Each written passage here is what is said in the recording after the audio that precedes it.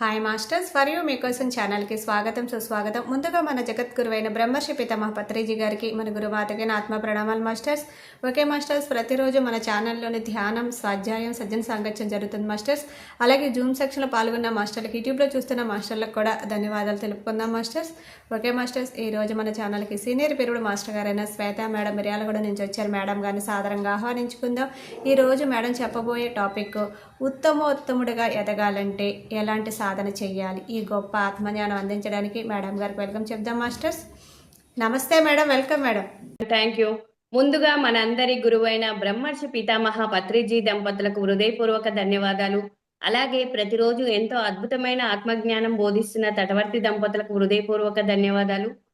నేను ఈరోజు చెప్పబోయే టాపిక్, అలాగే ఈ జూమ్ సెక్షన్ లో వింటున్న ఆత్మబంధువులకి, యూట్యూబ్ లో వింటున్న ఆత్మబంధువులకి హృదయపూర్వక ధన్యవాదాలు. నా పేరు శ్వేత, మాది మిర్యాలగూడ. ఈ రోజు నేను చెప్పబోయే టాపిక్ తటవర్తి రాజలక్ష్మి మేడం రాసిన బుక్ లో నుంచి జీవిత పరమార్థం అన్న బుక్ లో నుంచి ఒక టాపిక్ తీసుకున్నాను. ఉత్తముడుగా ఎదగాలి అంటే అంటే ఈ భూమి మీద మీరు ఎన్ని రకాల జన్మలు తీసుకుంటూ చివరికి మానవుడిగా వచ్చారు. అలా వచ్చిన మీరు ఎప్పుడైతే ఆధ్యాత్మిక జీవితంలో ప్రవేశిస్తారో అవే చివరి జన్మలు అని అర్థం అవ్వాలి. అంటే మనం ఈ ఆధ్యాత్మిక జీవితము అంటే ఆత్మ ప్రయాణం చేస్తున్నాం ఇప్పుడు. ఆధ్యాత్మిక జీవితం అంటే ఆత్మ ప్రయాణమే కదా. అంటే అప్పుడు మనకు చివరి జన్మల్లోకి వచ్చినట్టు అంట. మరి అలా అర్థమైనప్పుడే మీ ప్రయత్నం ఇంకా తీవ్రంగా ఉంటుంది. అంటే మనకు అర్థమవుతూనే కదా. ఇప్పుడు ఆత్మ ప్రయాణం అంటే ఇప్పుడు మన ప్రయాణం ఆత్మ ప్రయాణమే కాబట్టి, ఆత్మ ఉన్న స్థితి నుంచి ఉన్నంత స్థితికి ఎదగడానికే వచ్చాం కాబట్టి మనకు అప్పుడు ఇంకా ఎక్కువ మన అర్థమైనప్పుడే తీవ్రంగా ప్రయత్నం చేస్తాము. లేకుంటే మనకి ఎన్ని రోజుల నుంచి ఈ ఆత్మ జ్ఞానము, ధ్యానం మీద మనకు ఆసక్తి కలగలేదు అంటే మన జన్మల స్థితికి మనకి ఇంకా అప్పటికే అర్హత రానట్టు. ఇప్పుడు మనకు ఈ ధ్యానం మీద, జ్ఞానం మీద ఆసక్తి కలుగుతుందో అప్పుడు మనకు సార్ చెప్తాడు, 300 నుండి 350 జన్మలు దాటిన వాళ్ళకే ఈ జ్ఞానం మీద ఆసక్తి ఉంటుంది. అంటే మనకు చిట్ట చివరి జన్మకు వచ్చిన వాళ్ళం మనము అన్నది అర్థం అవ్వాలి. అర్థమైతే ఇంకేం చేస్తాం మనం? ఇప్పుడు మనకు వచ్చింది, మన పర్పస్ ఏంటి అని అర్థమైంది. దేనికోసం వచ్చాము? ఏంటి? ఈ పర్పస్ అర్థమైనప్పుడు మనం దాని మీద చూస్తాం కదా. అంతా మన ఫోకస్ అంతా దాని మీదనే పెట్టనీకి ప్రయత్నం చేస్తాం. అలా మన ఫోకస్ పెట్టినప్పుడే దానికి ఇంకెక్కువ మంచి ఫలితాలు వస్తాయి. చూడడానికి మానవులంతా ఒకేలాగా ఉంటారు. కానీ వాళ్ళ మనోస్థితిని బట్టి వారి ప్రవర్తన ఉంటుంది. ఒక్కొక్కరిసారి ఎంత చెప్పినా వాళ్ళు ఎందుకు వినట్లేదు, మాట్లాడట్లేదు, ఒక సందేహం కూడా వస్తూ ఉంటుంది. మహాత్ములు ఎన్నో చెప్పారు, కానీ మీరు అవన్నీ అధ్యయనం చెయ్యక ఆవేదన పడతారు. మరి మహాత్ములు చెప్పినవన్నీ నేర్చుకున్నప్పుడు గతంలో ఇలాగే ఉన్నాము.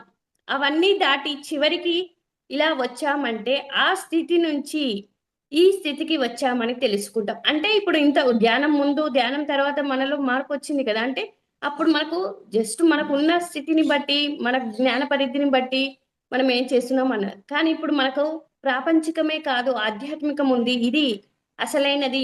మన గమ్యము ఇక్కడి నుంచే మనకు స్టార్ట్ అవుతుంది. మనమంతా ఆత్మలమే అని తెలుసుకున్నాం. మనకు ఒక జీవిత లక్ష్యం ఉంది. మనం అందరం కూడా సత్యలోక వాసులం. సత్యలోకం చేరుకోవాలి మన గమ్యం. దానికోసమే ఈ ప్రయాణం. ఆధ్యాత్మిక మార్గంలో ఉన్న స్థితి నుంచి ఉన్నంత స్థితికి ఎదగాలి అని మహాత్ములు చెప్పినవన్నీ నేర్చుకున్నప్పుడు గతంలో ఇలా ఉన్నాయి, అవన్నీ దాటి చివరికి ఇలా వచ్చాము అంటే ఆ స్థితి నుంచి ఈ స్థితికి వచ్చామని తెలుసుకుంటాం. అంటే అందరినీ సాక్షిగా గమనిస్తూ ప్రేమిస్తూ ఉంటారు. మరి మీరు అంతకుముందు అలా లేము అనుకుంటే ప్రస్తుతం నేను జన్మ తీసుకొని సాధన చేస్తున్నాను, జ్ఞానం పెంచుకుంటున్నాను, సద్గురువుల్ని పొందాను, నాకు అన్నీ తెలుసు ఇక అని అనుకున్నప్పుడు ఏమైతుంది, మనలో చిన్న అహం వస్తుంది. మనము అనుకుంటాం కదా, నేను ఇన్ని క్లాసులు చెప్పాను, గురువులు వచ్చారు మన జీవితంలో, సద్గురువులు వచ్చారు, నేను అన్నీ తెలుసుకుంటున్నా అనుకుంటూ నేను అన్నీ తెలుసుకుంటున్నాను అంటే మనకు అక్కడ అహం వచ్చేస్తుంది. అహం వస్తే, అహం ఉంటే ఆత్మజ్ఞానికి ఎదగలేమంట. అహంకారిగా ఉంటే మనం ఎదగలేము. ఈ ఆధ్యాత్మిక మార్గంలో మనం ఎదగాలి అంటే అహం అన్నది ఉండకూడదు.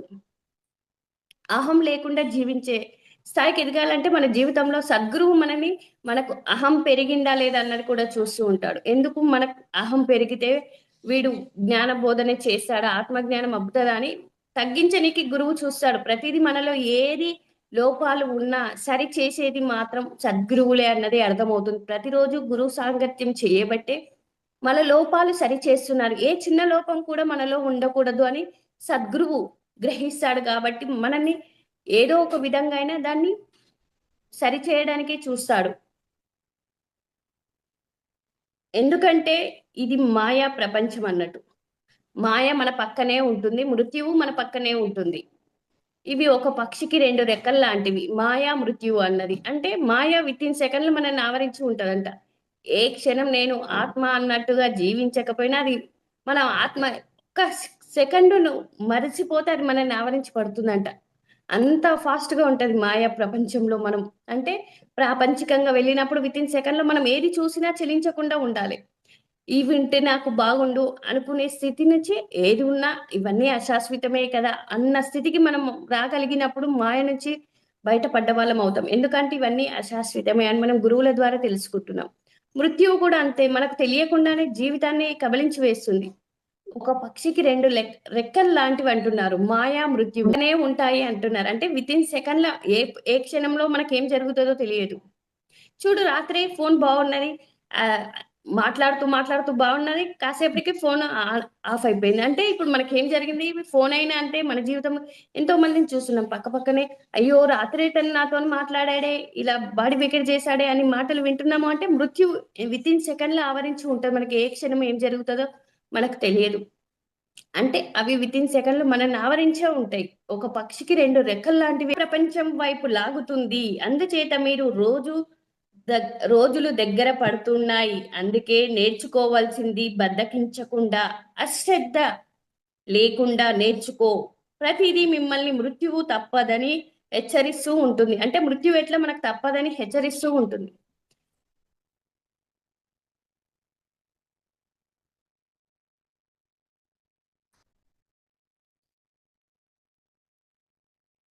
మృత్యువు మనల్ని హెచ్చరిస్తూ ఉంటుంది. అంటే నువ్వు భూమి మీద శాశ్వతంగా ఉండిపోవు. మరణించేలోగానే ఎన్నో తెలుసుకోవాలి. అన్నీ తెలుసుకోవాలి. అన్నీ గురువులు మిమ్మల్ని హెచ్చరిస్తూనే ఉంటారు. అలాగే మనకు చెప్తూనే ఉంటాడు. గురువు మీరు నేర్చుకోవాలి, నేర్పించాలి. మనకు పత్రి సారు ఇదే చెప్పాడు. మనకు ఫస్ట్ రోజు ధ్యానం నేర్చుకున్నావు నువ్వంటే మళ్ళీ ధ్యానం నేర్పించు. నువ్వేది నేర్చుకుంటే అది చెప్పన్నాడు. ఏ నేర్చుకుంటే ఏ చెప్పు, బి నేర్చుకుంటే బి చెప్పని మనకు పత్రి సార్ మొట్టమొదటి నుంచే మనకిది అలవాటయ్యేలా చేశాడు. అంటే మనం నేర్చుకుంటూ నేర్పిస్తూ ఉండాలి. ఎప్పుడూ నిత్య విద్యార్థుల్లాగానే ఉండాలి. ఈ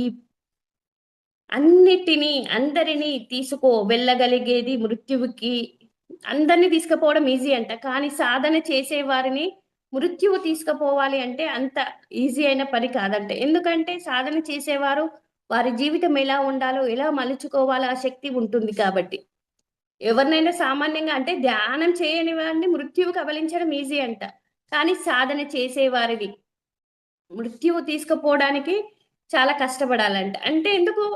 జ్ఞాని తన జీవితం ఎలా ఉండాలో మలుచుకుంటున్నాడు కదా! జీవితాన్ని వాళ్ళకి ఇష్టం వచ్చినట్లు ఉంచుకోగలిగే శక్తి ఒక సాధకులకే ఉంది. అంటే మనం సాధన చేసే సాధకులకే ఆ శక్తి ఉందంటున్నారు. అందుకే ప్రతిదాన్ని కబలించగలిగే శక్తి మృత్యువుకు ఉంటే, మృత్యువునికి శాసించే శక్తి మానవుడికి ఉందంట. ఎంత బావుంది వర్డ్. మృత్యువు అందరిని కబలిస్తుంది. కానీ మృత్యువుని శాసించే శక్తి మానవుడికి ఉంది. అంటే దేనివల్ల వస్తదది? మనం శ్వాస మీద ధ్యాస, ధ్యానం అనునిత్యం చేస్తూ ఉన్నప్పుడు, మనకు ఆ శక్తి పెరిగినప్పుడు అది వస్తుంది. అ అన్ మరి అంత శక్తివంతుడైన మానవుడు తనలో ఉన్న ఆ శక్తిని ఉపయోగించుకోపోతే నేను ఎందుకు పనికిరాన్ని, నాకు ఇంకా దైవం ఇంకా ఇవ్వాలి అని తన శక్తిని తనకి తెలియకనే విలవిలలాడుతూ ఉంటాడు. మరి ఇలా ఎంతవరకు విలవిలలాడుతాడు? అంతేకాదు ఎలాంటి వాట్లకి మృత్యువు కూడా శాసించగలిగే శక్తి ఉంటుందో తెలియాలి అంటే భూమి మీద ఉన్న రకరకాలు మానవుల గురించి తెలుసుకోవాలి. అప్పుడు మీరు ఎంతవరకు ఎదిగారు అన్నది అర్థమవుతుంది. అంటే భూమి మీద ఒక రకంగా లేదు, మనకు చూడ్డానికి మానవులం అందరం ఒకేలాగా ఉన్నాము అనిపిస్తది. అందరికీ కళ్ళున్నాయి, ముక్కుంది, నోరుంది, చేతులు, కానీ వారిలో గుణాలని బట్టి మనము జన్మస్థితులు ఉంటుంది. అంటే ఇందులో 5 రకాలుగా ఉంటుందని చెప్పడం జరిగింది. మొదటి వాళ్ళు అధమాతి అధములు, రెండో వాళ్ళు అధములు, మూడో వాళ్ళు మధ్యములు, నాలుగో వాళ్ళు ఉత్తములు, ఐదో వారు ఉత్తమోత్తముడు. అంటే అందరికంటే ఇంకా లాస్ట్ ఉత్తమోత్తముడు. ఆ స్థాయికి మనం ఎదగాలి. అంటే అధముడు స్థితి నుంచి, అధమాతి అధమ స్థితి నుంచి మనం ఉత్తమోత్తమ స్థాయికి మనం ఎదగాలి. ఈ భూమి మీద జన్మ తీసుకున్న తర్వాత మనం అందరిలాగా కాదు కదా! అందరిలాగా ఉండొద్దు కదా మనము. ధ్యానం చేస్తున్నాం. ప్రతిరోజు గురువుల సాంగత్యం చేస్తున్నాం. కాకపోతే అందరూ సమానమే అన్న భావన ఉండాలి. అంటే అందరం ఆత్మలమే. ఇక్కడ ఎవరు ఎక్కువ కాదు, తక్కువ కాదు. మొదటి పాయింట్ గురించి తెలుసుకుందాం. అధమాతి అధములు ఎలా ఉంటారు? వాళ్ళ ప్రవర్తన ఎలా ఉంటుంది? వారి మాట, చేతలు ఎలా ఉంటాయి? అంటే వీళ్ళు ఎలా ఉంటారంటే, తనలో లేని గొప్పలు చెబుతూ ఎదుటి వారికి లేవని లోపాలు అందరికి చెబుతూ ఉంటారు. అంటే తన దగ్గర ఉంటుంది. ఉన్నా లేకున్నా గొప్పలు చెప్పుకుంటాడు. మళ్ళీ ఇతరులకు లేవు. వీడేం ఖర్చు పెట్టడు, పిసినారి వాడు, ఈడెప్పుడు ఇలానే ఉంటుండని విమర్శిస్తూ ఉంటారు. అధమాతి అధముల స్థితి అలా ఉంటుందన్నారు. అంటే ఈ రకమైనగా ఉంటారు వాళ్ళు. మన దగ్గర ఉన్నది గొప్పలు చెప్పుకుంటూ ఇతరుల దగ్గర లేదు అని వాళ్ళని విమర్శిస్తూ ఉంటారు. తనలో లేని గొప్పలు, తనకంటే తానే చాలా గొప్పవాడు అనుకునేవాడు. లేని గొప్పలు చెప్పుకుంటారు. మరి నిజంగా తాను చాలా గొప్పవాడా? అంటే ఎవరు ఆధ్యాత్మికంగా ఉన్న స్థితిలో ఉంటారో వారే గొప్పవాళ్ళు. అంటే ఆధ్యాత్మికంలో ఈ ఆధ్యాత్మిక మార్గము అంటే మన ఆత్మ మార్గంలో జ్ఞానపరంగా ఉన్న వాళ్ళే గొప్పవాళ్ళు అంటున్నారు. ప్రాపంచ ప్రాపంచిక సంపదలు ఎన్ని ఉన్నా వాడు గొప్పవాడు కాదు. అంటే ప్రాపంచిక సంపదలంటే మనకు బిల్డింగులు కానీ, కార్లు కానీ, నగలు కానీ, భూములు కానీ ఇవన్నీ ఉన్నా గొప్పవారు కాదు. ఆధ్యాత్మిక మార్గంలో ఇవన్నీ ఉంటే ప్రాపంచికంగా ఎన్ని ఉన్నా గొప్పవారు కాదంటున్నారు. ఒకవేళ ప్రాపంచిక సంపదలు లేకపోయినా ఉన్నట్టు నటిస్తే వాడు అధమాతి అధముడు. అంటే కొంతమంది లేని డాంబికాలు చెప్పుకుంటారు, గొప్పలు చెప్పుకుంటూ ఉంటారు. ఓ మా ఊర్లో ఇన్ని ఎకరాల పొలం ఉంది, అన్ని ఎకరాల పొలం ఉంది, మేము ఊర్లో తోపు అది ఇది అని చెబుతూ ఉంటారు. అంటే అలా చెప్పేవాడి లక్షణం ఏంటి అని అధమాతి అధమ లక్షణం అంటున్నారు. అప్పు చేసేవాడు 10 మంది ముందు గొప్పగా జీవించాలి అనుకునేవాడు నిజంగా భగవంతుడు దృష్టిలో అధమాతి అధముడు. ఎందుకంటే ఎవరి పుణ్యాన్ని బట్టి వాళ్ళు భగవంతుడు ఇస్తూనే ఉంటాడు. ఆ ఇచ్చింది నా పుణ్యం కొద్దీ వచ్చింది, ఇది భగవంతుడి ప్రసాదం అని తెలియని మూర్ఖులు ఉన్న దాంతో తృప్తి పడకుండా 10 మంది తనని గొప్పగా అనుకోవాలి అని అప్పు చేసి గొప్పగా ఖర్చు పెడుతూ ఉంటారు. అంటే కొంతమంది అప్పు చేసి ఎన్నో కొంటూ ఉంటారు. లోన్లు పెట్టి కార్లు తీసుకోవడం కానీ, అంటే గొప్పల కోసం పెద్ద కారు తీసుకుంటే గొప్ప. వాళ్ళకంటే నా దగ్గర పెద్ద కారు ఉంది, గొప్పలు చెప్పుకోవాలి, ఎప్పుడు గొప్పలు ప్రదర్శించాలి అన్న ప్రవర్తన ఉంటే అది అధమాతి అధమ లక్షణం అంటున్నారు.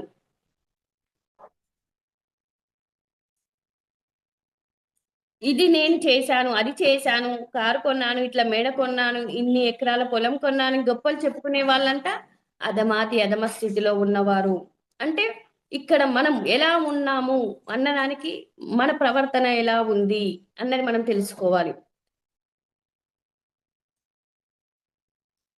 ఎప్పుడు అలాగా ఉంటూ అని తన గొప్ప చెప్పుకుంటూ ఎదుటి వాడిని విమర్శిస్తాడు.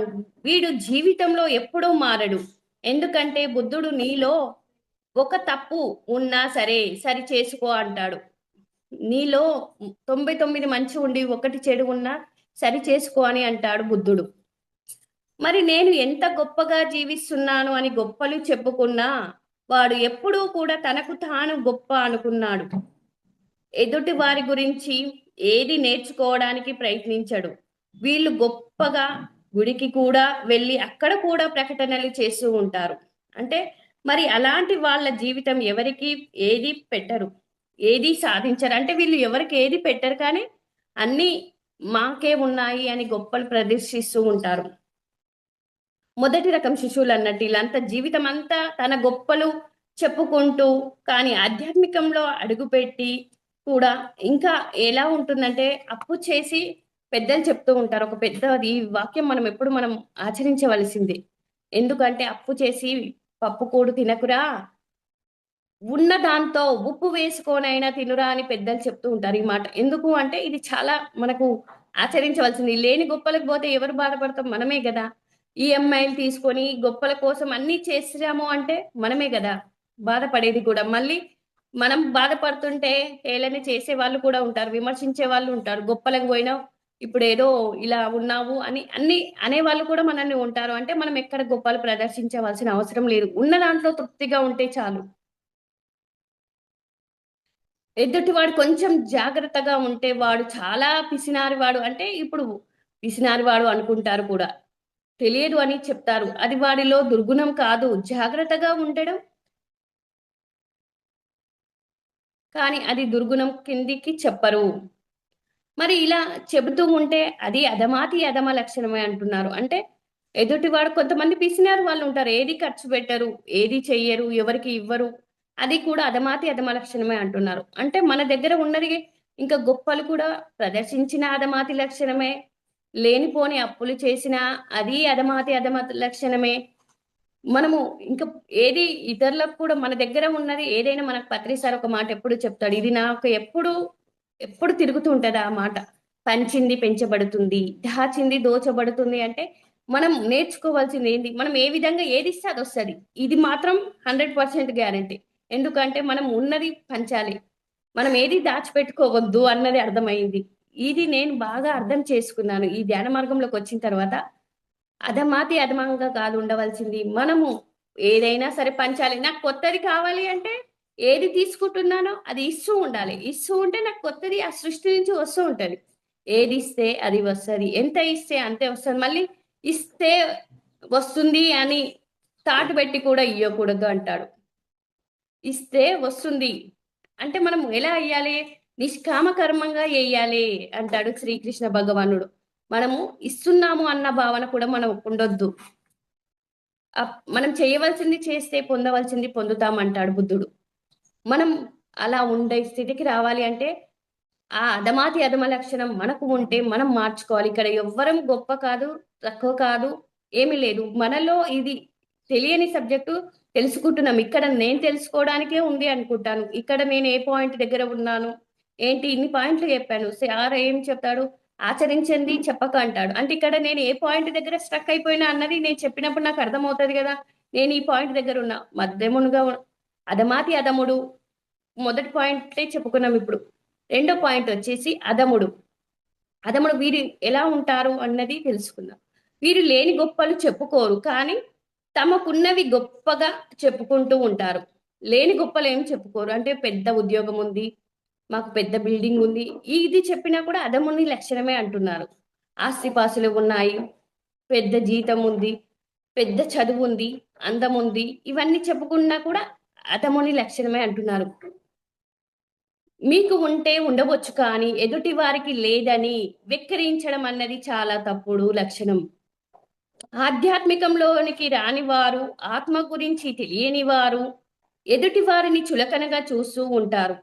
అందరూ ఆత్మ స్వరూపులే అని తెలుసుకుని జ్ఞానం ఎవరికి తక్కువగా చూడరు. తన గొప్ప చెప్పుకుంటూ ఎదుటి వారిని చులకనగా, నీచంగా చూస్తే అది అధముడి లక్షణం. అంటే మనం ఇక్కడ నాది గొప్ప అని చెప్తూ ఇతరులు లేదని చెప్పుకున్నా అధముని లక్షణమే. అధమాతి అధమ లక్షణం. మళ్ళీ ఇతరులని వాళ్ళని విమర్శించడం కానీ, గొప్పలు చెప్పుకుంటూ ఉండడం కానీ, ఇవన్నీ కూడా మనం ఇక్కడ ఎవరిని విమర్శిస్తున్నాం? అందరూ ఆత్మలే అని మనం తెలుసుకున్నాం. మన గురువు చెప్పారు.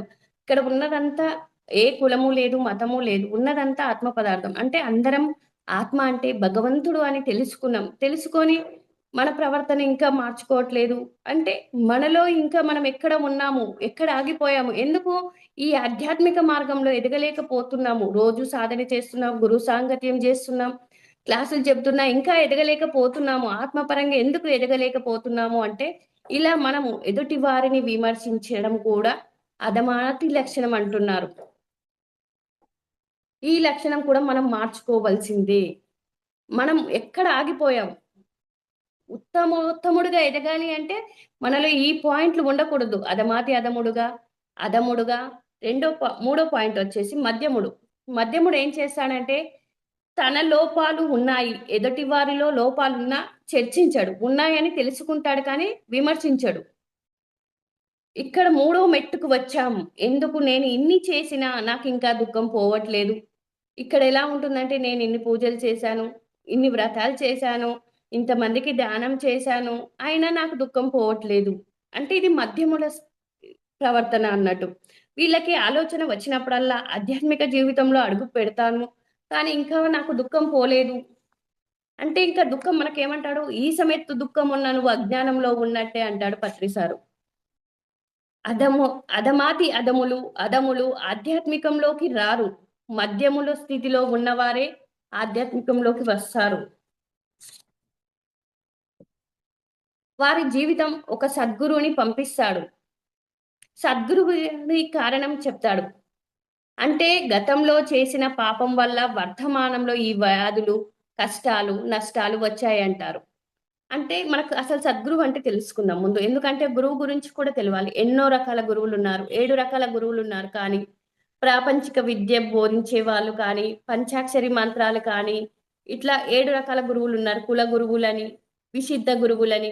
వీళ్ళెవ్వరు కాదు. మనకి ఎవరైతే పరమాత్మ గురించి బోధిస్తారో, ఆ మార్గాన్ని చూపిస్తారో వాళ్ళే సద్గురువులు. అంటే సద్గురువు ఇప్పుడు మన తల్లి ఏం చేస్తుంది అంటే, తల్లి తండ్రిని చూపిస్తాడు.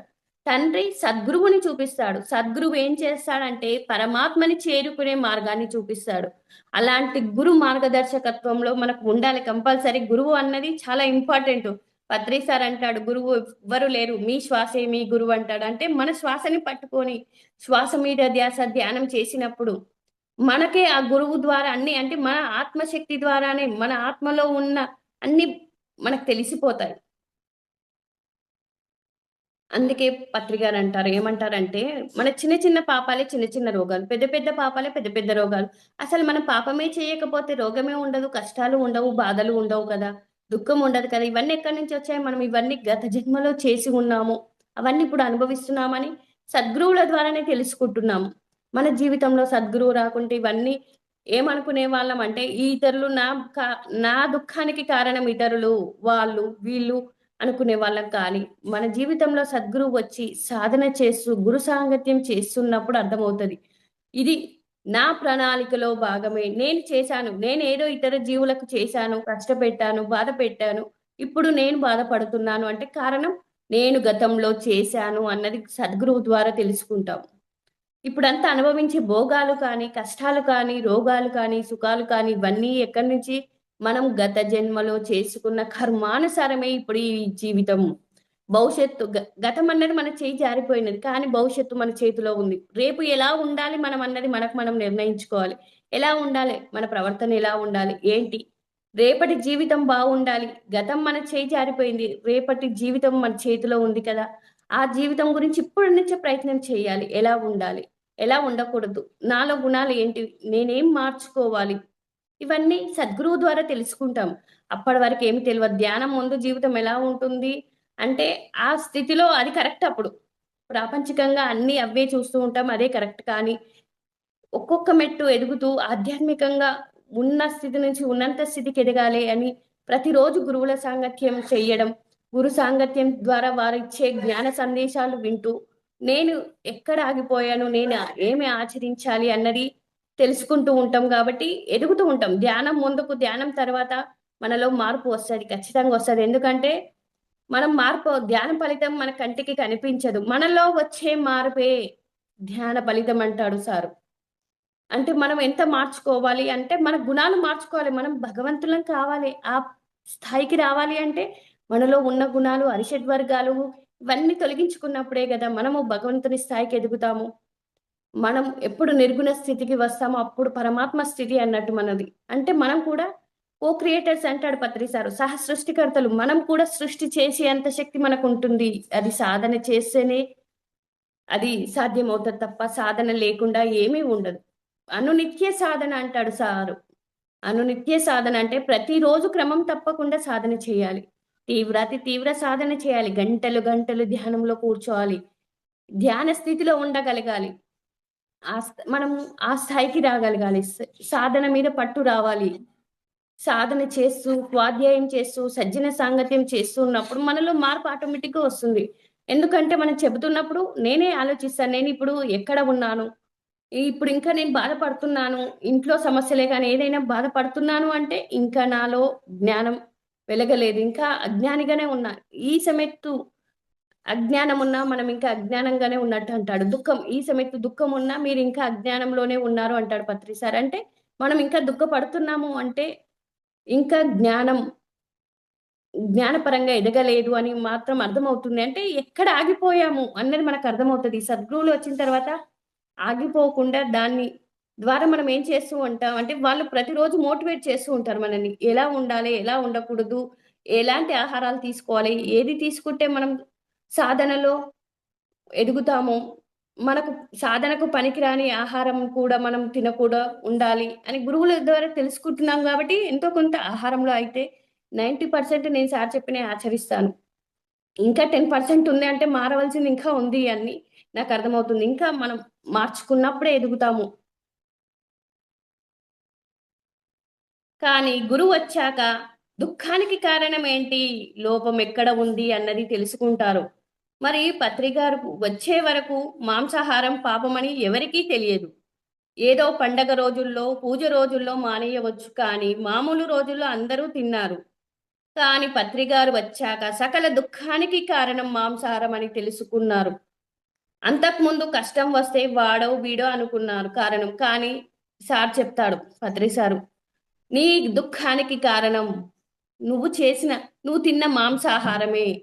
అంటే మాకు అంటాడు సారు చిన్న చిన్న పాపాలే చిన్న చిన్న రోగాలని. అంటే మనం ఏ పాపం చేశాము ముందు పెద్ద హింసని మానిపిచ్చాడు పత్రి సారు. ఆ పత్రి సార్ లాంటి గురువుని పొందాము అంటే ఎంత అద్భుతమైన గురువు అతను. ఎందుకు అంటే తను జంతువులని పక్షాన నేను ఉంటానని భూమి మీదకి వచ్చాడు. అంటే ఏ జంతువు హింసించబడకూడదు. అన్నీ రక్షించబడాలి. అన్నిటికి స్వేచ్ఛ ఉంది. మాంసం తినిపించడం పెద్ద పాపమన్నాడు. ఆ పెద్ద పాపాన్ని మార్పించారు. మొదట్లో సారు ధ్యానం ఒక్కరికి చెప్పనీకే ఎంతో కష్టపడేవాడని మనం తెలుసుకున్నాం ఇంతకుముందు. ఎట్లా అంటే ఒక పల్లీలు అమ్మేవానికి ఇప్పుడు అమ్మితే ఈ రైల్వే స్టేషన్‌లో ఈ పల్లీలు అమ్మేవానికి ఎంతొస్తాయి? ఒక రోజుకు 100 వస్తాయంటే ఆ రూ. 100 ఇస్తే నీ గంట నేను చెప్పిన పని నువ్వు చేయాలి అన్నాడు సార్. అంటే ఎంత కష్టపడితే ఇప్పుడు ఈ పిరమిడ్ సొసైటీ ఇన్ని లక్షల మంది ధ్యానులయ్యారు, శాకాహారులుగా మారారు. ఎంతోమంది జ్ఞానులుగా అయ్యారు. ఎంతోమంది మాస్టర్స్‌గా తయారు అయ్యారు అంటే, గురువు ఎంత కృషి చేశాడు. 18 గంటలు కృషి చేసిన గురువు మనం ఎక్కడ చూసాం చెప్పు? ఆయన ఎక్కడ కూడా ఎప్పుడు సమయాన్ని వృధా చెయ్యలి. ఎంతో సద్వినియోగం చేసుకున్నాడు. అలా మనం కూడా చేస్తే మనం కూడా ఎదుగుతాము. మనకు అన్ని గురువు ద్వారా తెలుసుకుంటున్నాం. సమయాన్ని వృధా చెయ్యొద్దు. సద్వినియోగం చేసుకోవాలి. మనకు ప్రకృతి పరీక్షలు పెడుతుంది. ఆ పరీక్షలు దాటుకుంటూనే మనం ఎదగాలి అన్నది కూడా అర్థమవుతుంది. అంతకుముందు కష్టం వస్తే వాడేదో కారణం, వీడే కారణం అనుకున్నాం. ఇంకా నాలో లోపం ఉందేమో, వ్యాపారం కలిసి రావట్లేదు, ఇలా ఎన్ని పూజలు చేసినా సంతోషం లేదు అనుకున్నా, అంటే తనలో ఏ లోపం ఉందో తెలియదు. ఎదుటి వాడిలో ఏ లోపం ఉందో కూడా తెలియదు. కానీ లోపం వల్ల దుఃఖం వస్తుందని అందరికీ తెలుస్తుంది. ఇది మధ్యముని స్థితి.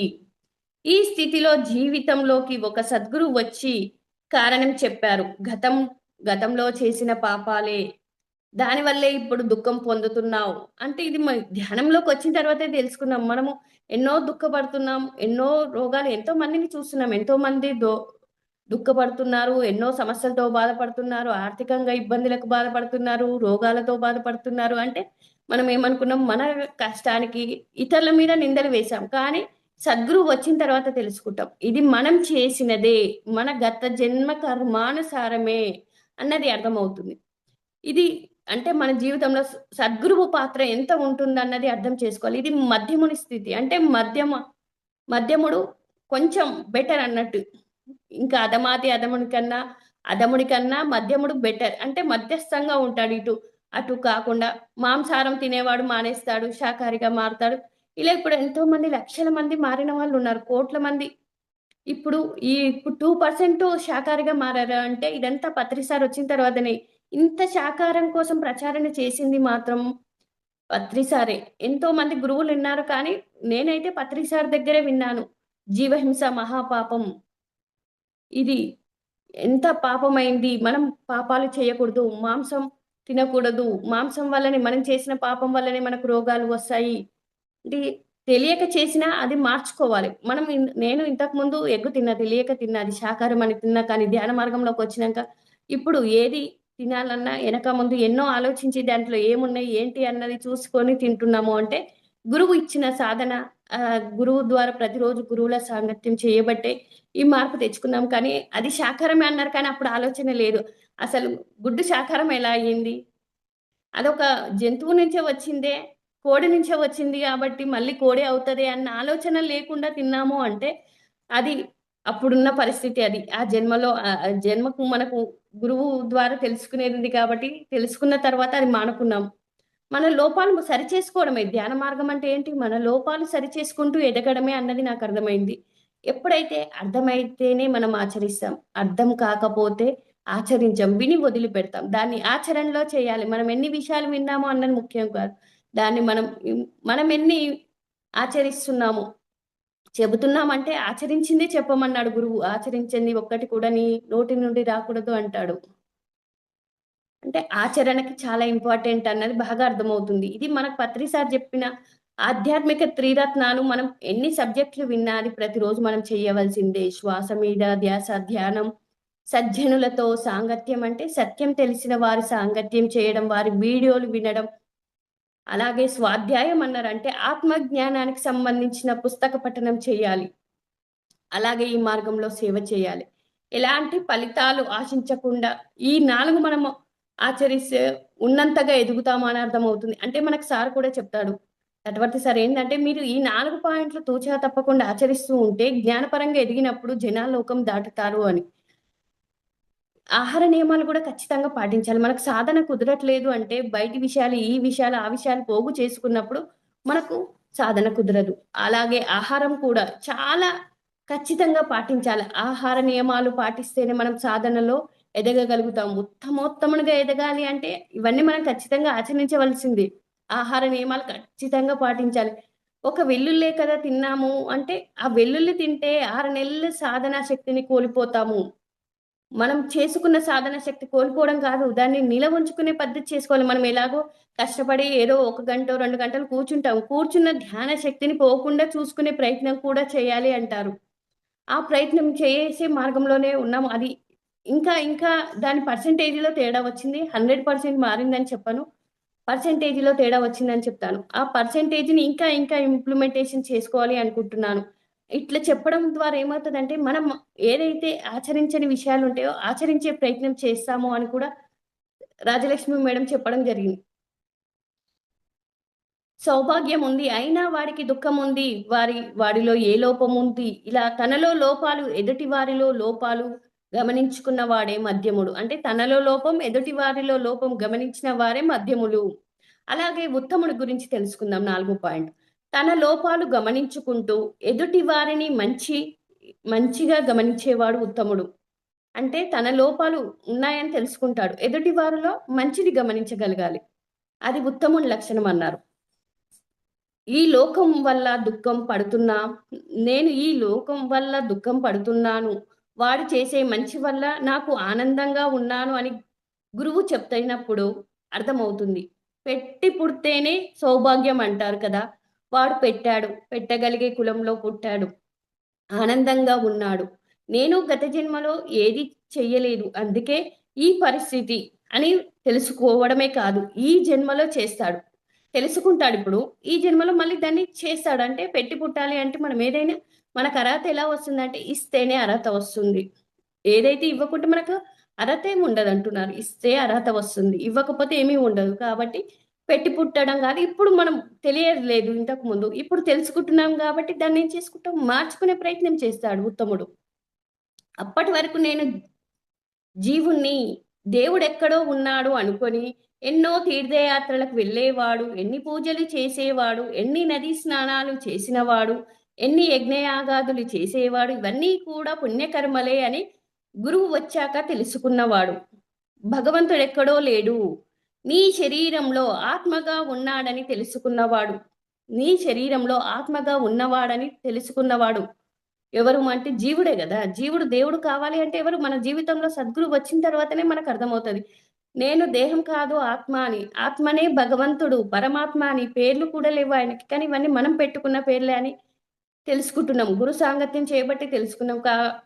అంతకుముందు ధ్యానం చేయకముందు ఎలా ఉంటుందంటే, నేను దేహమే, నేను ఇదే ప్రాపంచిక జీవితమే శాశ్వతం, మన కంటికి కనిపించేదే శాశ్వతం అన్నట్టుగా ఉంటది. కానీ గురువు వచ్చిన తర్వాత అర్థమవుతది. కంటికి కనిపించేది ఎంత, ఈ ప్రాపంచికము అంతా కూడా శాశ్వతమే. కంటికి కనిపించని జీవితం ఉంది. దానికోసం మనం కృషి చేయాలి అని అర్థమవుతుంది.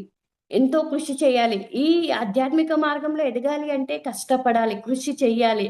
కష్టే ఫలి అన్నారు. అంటే మనం ఎంతో కష్టపడుతూ ఉండాలి ఇందులో. సార్ వాళ్ళు 23 సంవత్సరాల నుంచి ఎంతో అద్భుతమైన ఆత్మజ్ఞానం బోధిస్తున్నారు అంటే, ఎన్నో కష్టపడ్డారని చెప్పారు వాళ్ళు. రాఘవరావు సారు ఒకసారి పత్రి సార్ దగ్గర ఉన్న ఆ ఫ్లూట్ ఉన్న బ్యాగ్ పట్టుకుంటే, "నీకు ఈ అర్హత లేదు" అన్నాడంట సారు. "నీకు ఈ బ్యాగ్ పట్టుకునే అర్హత నీకింకా రాలేదు." చూడు బ్రహ్మర్షి తను ఇప్పుడు బ్రహ్మర్షి అయ్యాడు. కానీ మొదట్లో సార్‌కి పరిచయమైనాక, "నీకు ఈ ఫ్లూట్ పట్టుకునే అర్హత నీకింకా రాలేదు. బ్యాగ్ పట్టుకునే అర్హత రాలేదు" అంటే, అంటే అప్పుడు సార్ అనుకున్నాడంట.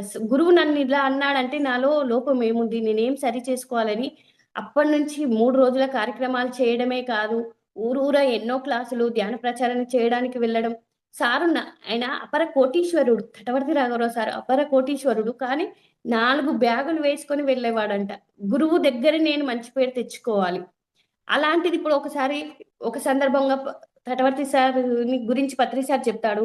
మన సొసైటీ మొత్తం మారిందయ్యా. తటవర్తి సార్ వచ్చిన తర్వాత మన సొసైటీ అంతా మారిపోయిందసలు. ఎంత అద్భుతంగా అంటే ఆయన చాలా స్ట్రిక్ట్‌గా ఉంటాడంట. కొట్టైనా చెప్తాడంట. కానీ మన సొసైటీ ఒక రెవల్యూషన్‌కొచ్చింది అని చెప్పడం జరిగింది పత్రి సారు. అంటే నా బ్యాగ్ పట్టుకునే అర్హత లేనాయన ఒక రెవల్యూషన్ స్టార్ట్ చేసే స్థాయికి ఎదిగాడు అంటే, అలా గురువు దగ్గర మనం మనం కూడా ఎదగాలి అంటే, మనం కూడా అలా చెయ్యాలి. కృషి చెయ్యాలి. కృషి చేస్తేనే మనం కూడా ఎదగగలుగుతాం. గురువు దృష్టిలో ఉండాలి. ఎప్పుడు శిష్యుడు అనేవాడు శిష్యుడిగా ఉండకూడదు. గురువు దృష్టిలో ఉన్నప్పుడే గురువు ఏం చేస్తాడంటే, తనంతటి వారిని చేసే వరకు ఊరుకోడంట గురువు.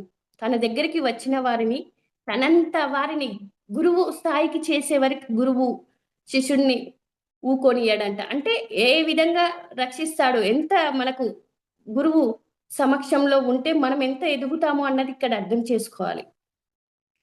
అలాగ అన్నబట్టే గదా సార్ ఇప్పుడు బ్రహ్మర్షి స్థాయికి ఎదగగలిగాడు. అంటే ఆ బ్యాగ్ పట్టుకునే అర్హత స్థాయి నుంచి మన సొసైటీని మార్చే అంత స్థాయికి ఎదిగాడు అంటే, మళ్ళీ ఒక సందర్భంగా అన్నాడంట, "నువ్వెప్పుడొచ్చావయ్యా? ఇంత షార్ట్ పీరియడ్‌లో ఇంత అద్భుతంగా ఎదిగావు. 2 సంవత్సరాలకే ఇంత అద్భుతంగా ఎదిగావు. అందరిని మించిపోయావు" అన్నాడంట. అంటే మనం కూడా అలా గురువు దృష్టిలో ఉండగలగాలి. భగవంతుడెక్కడో లేడు, నీ శరీరంలో ఆత్మగానే ఉన్నాడని తెలుసుకున్నవాడు శిష్యుడు. అంటే మనకిప్పుడు గురువొచ్చిన తర్వాతనే అర్థమైంది. భగవంతుడెక్కడో లేడు. ఇంతసేపు మనం ఏం చేశాము అంటే ధ్యానానికి ముందు బయటెక్కడ వెతికాము. కానీ బయట వెతుకుతే లేడు. నీ లోపలనే ఉంటాడు అది. నీవే అయ్యి ఉన్నావు అని చెప్తాడు గురువు. అలాగే ఇంద్రియాలకు బానిసైన వాడు జీవుడు. ఇంద్రియాలకు బానిస కావడం అంటే ఏంది? ఇప్పుడు కళ్ళున్నాయి. మనం ధ్యానం చేయనప్పుడు ఏం చేస్తాము? మంచి చూడాలి, ఫోను చూడాలి, సీరియల్స్ చూడాలి, ఈ ప్రోగ్రామ్, ఆ ప్రోగ్రామ్ చూడాలి, ఈ ఎంజాయ్‌మెంట్, ఆ ఎంజాయ్‌మెంట్ అని ఉంటది. అంటే ఇంద్రియాలకు బానిస. ఇప్పుడు నోరుంది. ఏంటి? ధ్యానానికి ముందు ఏది పడితే అది ఏసాము. రుచి కోసం ఏది పడితే అది ఏసే కదా! నాన్ వెజ్ అన్నది రుచి కోసమే తిన్నారు కదా! అంటే మేమైతే స్వతహాగా శాకాహారమే తినలేదు. ఇదంతా ఇలా ఇంద్రియాలకు బానిసైన వాడు జీవుడు. ఇప్పుడు మనం ప్రాపంచికంగా మొత్తం చూస్తే ఇంద్రియాలకు బానిసయ్యి ఉన్న వాళ్ళే ఉన్నారు. ఇందులో మనం ఏమి మారాము అంటే పర్సెంటేజ్‌లో తేడా ఉందని చెప్తాము. అన్నీ చూసినయన్నీ మనకు కావాలి, రావాలి అనుకోము. ఏది మనకు అర్హత ఉందో, మనకు అర్హత ఉంటే ఇస్తది. లేకుంటే లేదు. నాకు ఇంతే ఉందేమో, నేను ఇంతే చేసుకున్నానేమో అన్న స్థితికొస్తాం గానీ, నాకు ఉండాలి అన్న స్థితి నుంచి తృప్తి పడతాం. ఇప్పుడు ఏది ఉన్నా, లేకపోయినా తృప్తి మాత్రం వస్తది అని మాత్రం చెప్పగలుగుతాను. సాధన చేసినప్పుడు ఆ శక్తి ఉంటది కాబట్టి, ఆ శక్తి ద్వారా మనం తృప్తిగా జీవించగలుగుతాం. ఇంద్రియాలకు బానిస కానివాడు దేవుడు. ప్రాపంచిక జీవితంలో ఇది లేదు, అది లేదు అనుకుంటారే. అంటే ఇంకా ఎక్కడో ఇంద్రియాలకు బానిస అవుతున్నాడు. అంటే మనం లేదు అనుకున్నప్పుడు ఇంద్రియాలకు బానిసైనాము అనుకోవాలి. అంటే ఇంకా పర్సెంటేజ్‌లోనే తేడా ఉందని చెప్తా. 100% మారిందని నేను చెప్పనాలు. ఏది పట్టించుకోకపోవడం వల్ల దుఃఖం ఉండదు. పట్టించుకుంటేనే అన్ని దుఃఖాలు. శరీరము, మనసు, బుద్ధి దాటి ఆత్మస్థితిలోకి వచ్చినవాడు ఏదీ పట్టించుకోడు. ఏ బంధంలో కూరుకుపోడు. అంటే ఆత్మస్థితికి వచ్చినోళ్ళు ఏ బంధాన్ని ఏవి పట్టించుకోడు. ఏ శరీర స్థితి కూడా పట్టించుకోడు. అంటే ఇది ఉత్తముడు స్థాయికి మనం అంటే ఇప్పుడు ఇంతకుముందు సారు ఏం చేశాడంటే ఆయన వాటర్ అనుకోని రాఘవరావు సారు బ్యాటరీలో పోసే వాటర్ తాగాడు. అదంతా ఇదంతా కాలింది. అంటే అంత ఉత్తముడైనా తెలియకుండా అంటే ఆయన అది అది క్యూర్ కావడానికి 4, 5 మంత్స్ పడుతుందని చెప్పారంట. కానీ ఆయన ఎంతో నిస్వార్థంగా సేవ చేస్తుండు. లోక కళ్యాణం కోసమే సేవ చేస్తున్నాడు. అక్కడ ప్రకృతి సహకారం ఎలా ఇచ్చింది? ఒక 1 మంత్‌లో క్యూర్ అయ్యే విధంగా ఇచ్చారు. అంటే అన్ననాళాలు మొత్తం కాలిపోయినాయంట. ఆపరేషన్ చేయవలసింది కూడా చెయ్యకుండా క్యూర్ అయిపోయిందంటే ప్రకృతి సహకారం ఉంది కదా! అంటే ఆయన విశ్వ కళ్యాణం కోసం చేస్తున్నాడు. ఎక్కడ స్వార్థం లేకుండా చేస్తున్నాడు కాబట్టి ఆ ప్రకృతి తనకి సహకరించింది. ఏది పట్టించుకోకుండా ఉండడం వల్లనే అప్పుడు కూడా సారు క్లాస్ చెప్పిండు. మాకు సారు క్లాస్ చెప్పేటప్పుడు సార్ క్లాస్ చెప్పేటప్పుడు దగ్గుతున్నప్పుడు బ్లడ్ వామిటింగ్ చేసుకున్నాడు. ఆ చిన్న బకెట్ పక్కన పెట్టుకొని. అంటే అలాంటి స్థితిలో కూడా సార్ జ్ఞానం చెప్పే విషయంలో ఎప్పుడూ వెనకడుగు వేయలేదు. అంటే సార్ ఎలా ఉన్నాడు ఇక్కడ ఎంత ఉత్తమ స్థితిలో ఉన్నాడు. ఉత్తమోత్తమ స్థితిలో ఉన్నాడని చెప్పుకోవాలి. అందుకే ఉత్తముడు తనలో ఏ లోపం వల్ల దుఃఖపడుతున్నాడో అవతలివాడు ఏది చేసినా అంతా ఆనందంగానే ఉన్నాడు అని గమనించుకొని తన లోపాలు సరిచేసుకుంటాడు. సాధనలోకి వచ్చాక ఈ మార్పు వస్తుంది. ఇదంతా సాధన చేయబట్టే కదా! ఎదుటివారు లోపాలు చూడకూడదు. మంచే చూడాలి అంటాడు. బుద్ధుడు ఏం చెప్తాడంటే, మనలో 99 మంచి ఉన్నా, ఒకటి చెడు ఉంటే మార్చుకోవాలి అంటాడు. ఎదుటి వ్యక్తిలో 99 చెడు ఉన్నా, ఒకటి మంచి ఉంటే ఆ మంచి నేర్చుకో అంటాడు బుద్ధుడు. అంటే మనం ఇక్కడ ఎదుటి వ్యక్తిలో లోపాలు ఎప్పుడు చూడకుండా ఉండగలిగే స్థాయికి ఎదగాలి. అందుకే పత్రి సార్ అంటాడు, నో కామెంట్, నో జడ్జిమెంట్. అంటే ఎవరి లోపాలు విమర్శించడం ఏది చేయకూడదు. వాళ్ళలో మంచి ఉంటే అది నేర్చుకోవాలి. చెడు ఉంటే ఇది నేను దానికి అలవాటు కాకుండా ఉండాలి. అంటే ఒక చెడు వ్యక్తిని చూసైనా నేర్చుకోవాలి. ఒక మంచి వ్యక్తినైనా చూసి మనం నేర్చుకోవాలి అన్నది ఈ ఆధ్యాత్మిక మార్గంలో అర్థమవుతుంది. అధమాతి అధములు నేర్చుకోవడానికి ప్రయత్నించరు. అధమాతి అధములు అంటే మొదటి రకం వాళ్ళు ఫస్ట్ చెప్పారు. రెండో రకం వాళ్ళు అధములు నేర్చుకోవడానికి ప్రయత్నించరు. వారే గొప్ప అనుకుంటారు. కానీ మధ్యముడికి దుఃఖానికి కారణం ఏమిటో అని ఆలోచన వస్తుంది. ఉత్తముడు నేర్చుకోవడానికి మొదలు పెడతాడు. నేర్చుకున్నాక దుఃఖానికి కారణం నేనే, సాధన చెయ్యకపోవడమే, జ్ఞానం పెంచుకోకపోవడమే అని తెలుస్తుంది. ఈ రెండు నా దగ్గర ఉంటే నేను గొప్పగా ఎదుగుతాను. అంటే సాధన చేసి జ్ఞానం పెంచుకుంటే దుఃఖపడను కదా అని ఒక ఉత్తముడు తెలుసుకుంటాడు. మరి సాధన చేస్తూ జ్ఞానం పెంచుకుంటూ ఉత్తమోత్తముగా ఎదగాలి. అంటే ఇది ఇంకో పాయింట్ వచ్చేసి 5వ పాయింట్, ఉత్తముడిగా ఎదగాలి. వీరు ఎదుటి వారిలో కానీ తనలో కానీ ఏ దోషాలు ఎంచకుండా, ఎదుటి వారిని విమర్శించకుండా, ఇది మంచి ఇది చెడు అనకుండా ప్రతి వాళ్ళని సాక్షిగా గమనిస్తూ ఉంటారు. ఆత్మస్థితిలో ఉంటారు. అంటే ఇది ఎలా ఉంటుందంటే మనం పత్రిసారిని ఎగ్జాంపుల్ గా తీసుకోవాలి.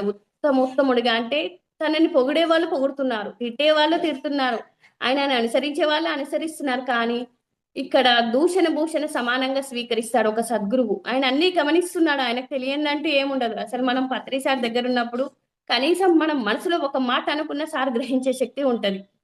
అండ్ అలా కానీ మనము సారు అన్ని గ్రహించే శక్తి సార్కుంది. ఉత్తమోత్తముడు అని. ఇవన్నీ ఎవరు చేస్తారు? ఎవరికి ఉంటాయి ఈ లక్షణాలు అంటే లోక కళ్యాణం చేసే వాళ్ళు ఎవరిని పట్టించుకోరు, ఎవరిని విమర్శించరు, వారి పని వారే చేసుకుంటారు, మంచి చెడులు చెప్పరు, ఆచరించేవారు ఆచరిస్తారు, ఆచరించకపోతే నేర్చుకుంటారు పాఠాలు. ఇంకా పాఠశాలలో చేరినప్పుడు కొంతమంది ఎలా ఉంటారు? మందబుద్ధులు ఉంటారు, బుద్ధిమంతులు ఉంటారు. మందబుద్ధులు ఏం చేస్తారు?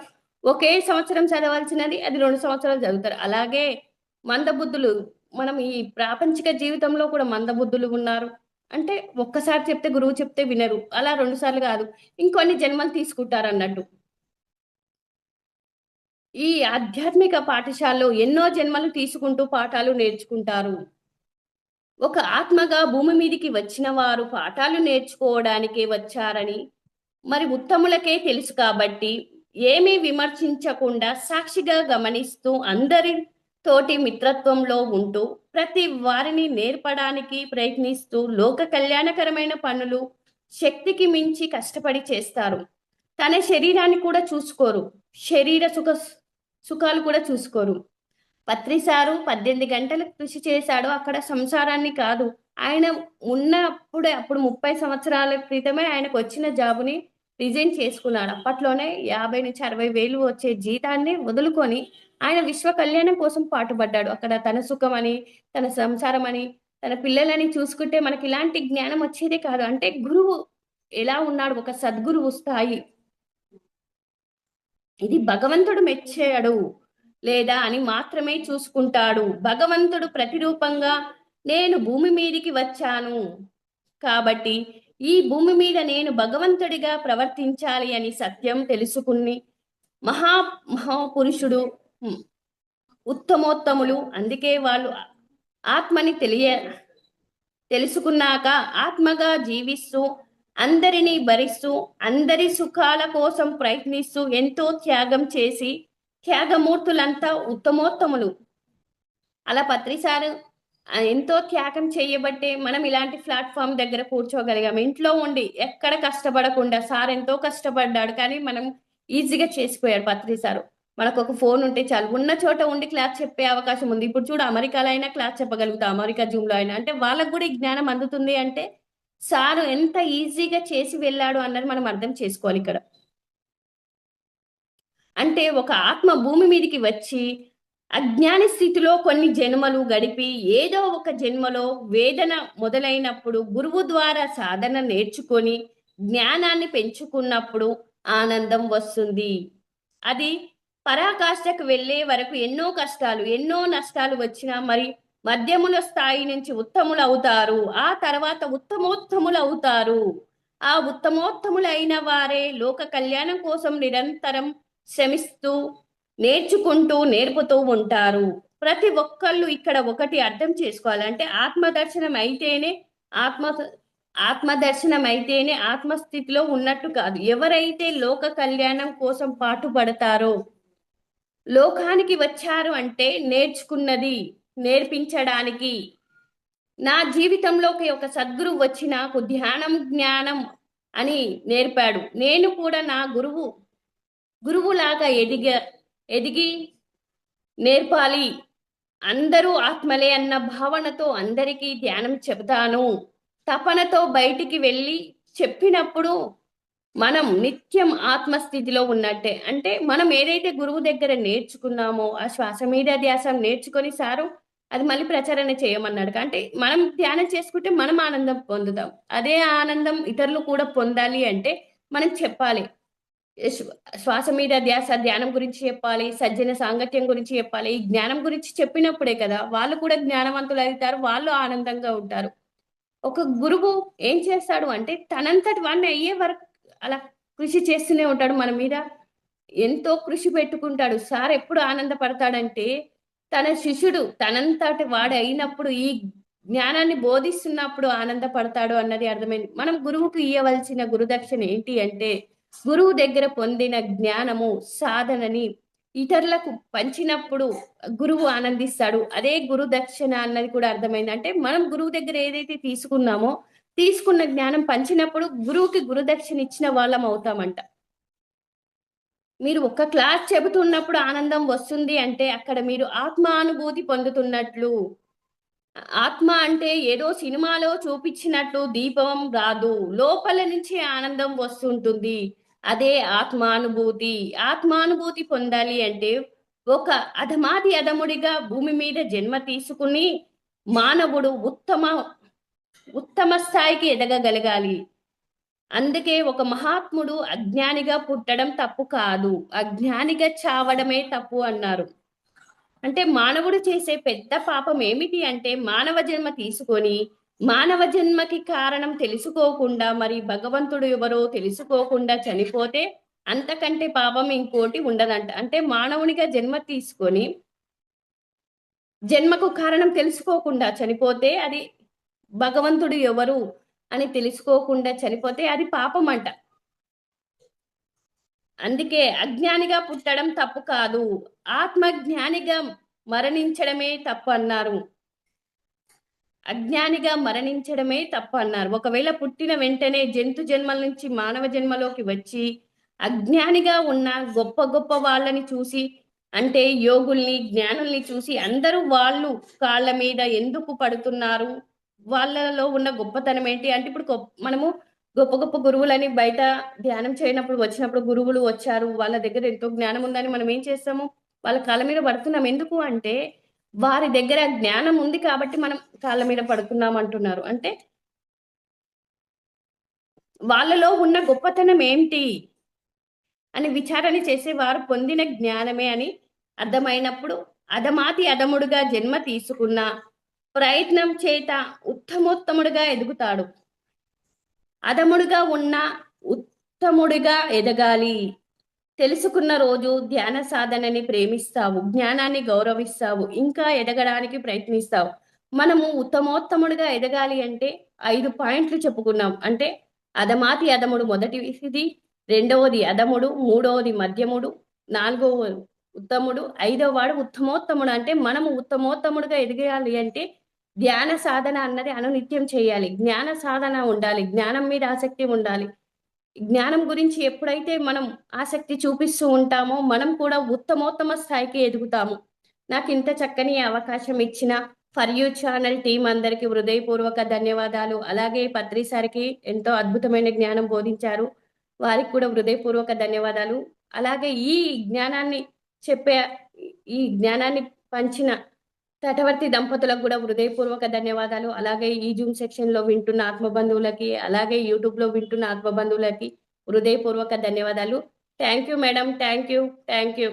Thank you madam, thank you so much madam. For you మీకోసం మన ఛానల్కి వచ్చి ఎంతో గొప్ప ఆత్మజ్ఞానం అందించిన మాస్టర్లందరికీ, శ్వేత గారికి, లక్ష్మి గారికి ధన్యవాదాలు తెలుపుకుందాం మాస్టర్స్. అలాగే ప్రతినిత్యం ఎరుకతోటి ధ్యానం, స్వాధ్యాయం, సజ్జన సాంగత్యం చేద్దాం మాస్టర్స్.